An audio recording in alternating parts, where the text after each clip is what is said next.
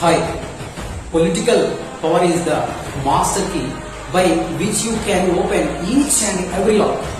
He said doctor Babasaheb Ambedkar.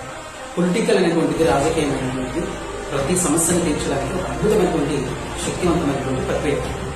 కాబట్టి ఒక పిల్లవాడు తన నిజ జీవితంలో ముందుకు వెళ్ళడానికి ఒక 10th క్లాస్ 10 సంవత్సరాలు పడుతుంది అన్నింటినీ చదువుకొని పాస్ అవ్వడానికి. తర్వాత పరీక్ష.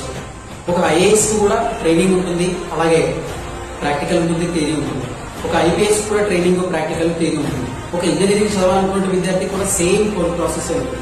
ఒక ఎంబీబీఎస్ డాక్టర్ కావాలన్నా సమ్ సర్టెన్ టైం ట్రైనింగ్ ఉంటుంది, అవన్నీ కూడా ఉంటాయి.